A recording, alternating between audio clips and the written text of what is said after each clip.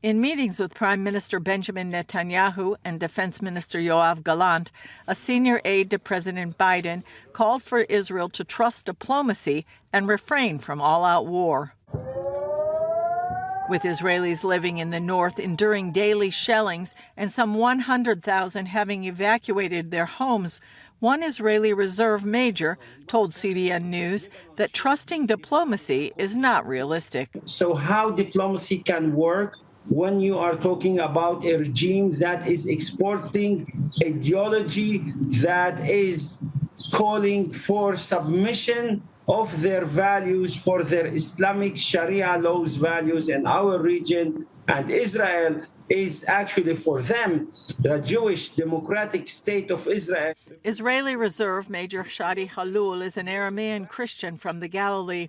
He says time is of the essence. Actually, the earlier we do it, the more chances we have to win this war. If we delay this conflict, they will be ready and get ready to destroy Israel and then move on to other countries in Europe.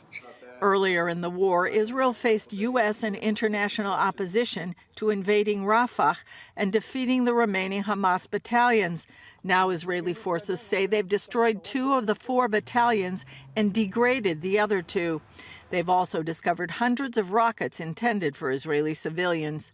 Israeli media is reporting a new document that shows military and intelligence officials knew weeks in advance of Hamas's plan to invade Israel and kidnap as many as 250 Israelis.